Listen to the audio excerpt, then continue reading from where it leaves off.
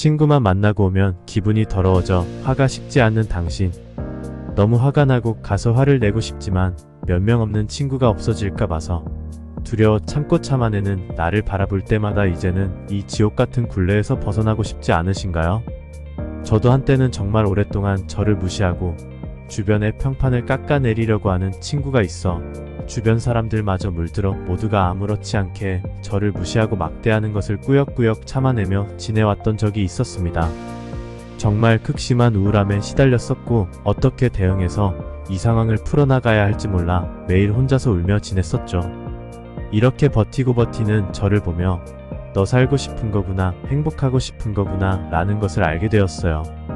저는 저 스스로를 아껴주고 내 인생을 행복하고 성공시켜야겠다고 마음먹은 그 순간부터 내 인생을 행복하게 만드는 방법을 생각하게 되었죠. 가장 지금 나에게 힘들었던 그것은 바로 친구였더라고요.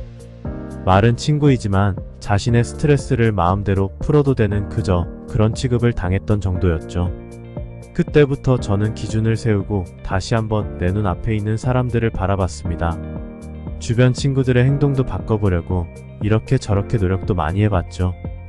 이제 저 친구 안 봐도 후회 없지? 너 앞으로 잘 살고 싶은 거지? 라고 저 스스로에게도 많이 물어보면서 확신을 가졌어요. 저는 주변에 저를 위해주는 친구, 만났을 때 마음이 편안한 친구, 나에게 스트레스를 주지 않는 친구들만 남겨두었죠.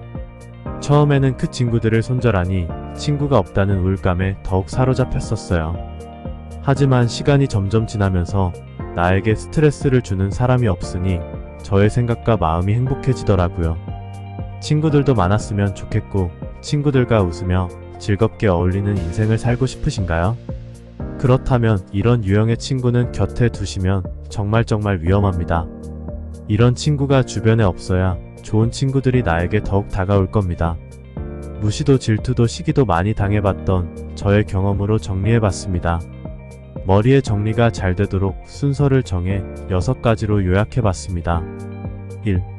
자기 이익만 따지는 친구. 친구 사이에서 주고받는 것에 이익을 따지는 사람이 있습니다. 이런 친구는 당신을 진정한 친구라고 여기기보다 자신의 인맥 중 하나라고 여길 가능성이 커요. 마음을 나누는 친구라고 생각하지 않는 거죠. 그리고 그 친구는 자신이 더 이상 얻을 것이 없다면 멀리하고 귀찮아하기 시작할 것입니다. 친구는 계산보다는 서로의 신뢰가 바탕이 돼야 되는 사이임에도 이득만 따지려고 하죠.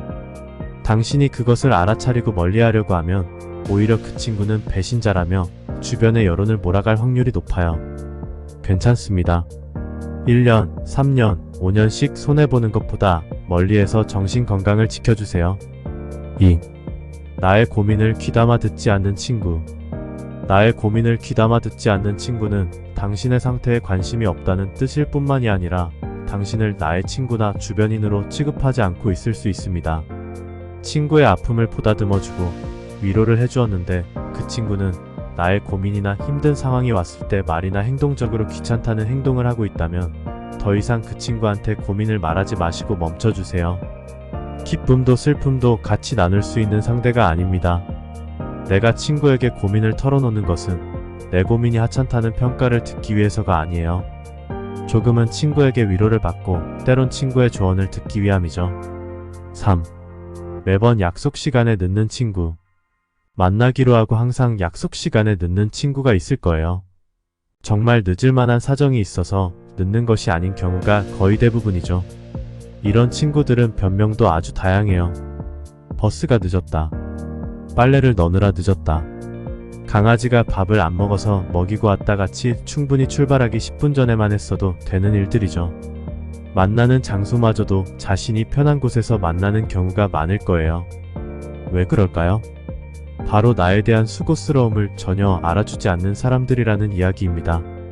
내가 시간을 맞춰서 오고 조금 더 수고를 감수하더라도 만나기 편한 곳에서 만나기로 했는데 그것을 역이용하는 친구가 자신의 희생이나 수고로 나를 챙겨주는 경우가 있을까요?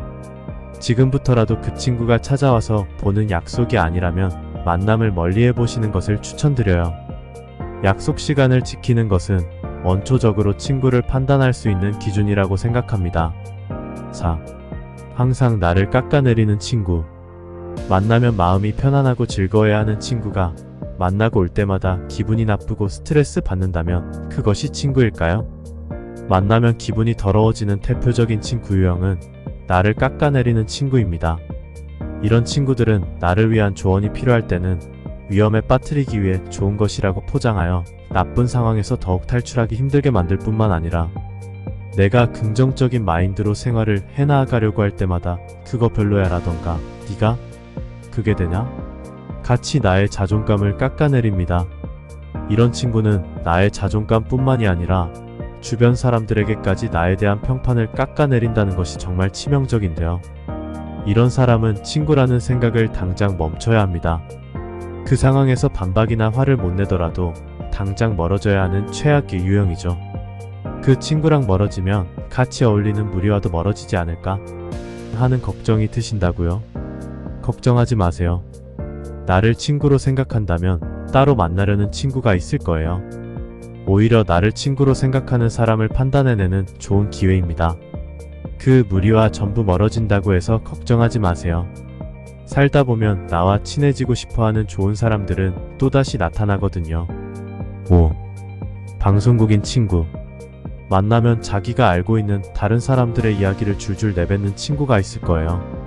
이런 친구는 자신의 관심사가 남의 약점을 파고드는데 주파수가 맞춰져 있는 사람이죠. 내가 말하고 싶지 않은 것들도 집요하게 물어봐서 알아내려 하거나 굳이 말하지 않고 싶어하는 나의 표정들을 확인하며 감지하려는 경우가 많죠.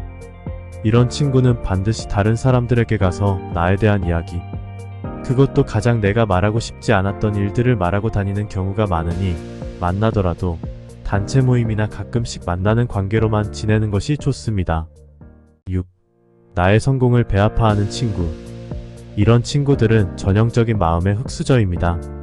마음이 풍요로운 친구는 친구의 성공을 보며 자신도 노력해서 같이 성공해 나아가려는 마음이 먼저 듭니다.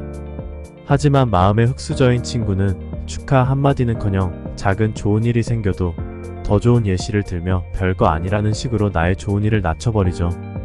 성공을 배아파하는 친구는 나의 실패를 즐거워할 뿐만 아니라 내가 실패하거나 주변 평판을 낮추려고 하는데 자신의 시간과 에너지를 쓰는 친구들입니다.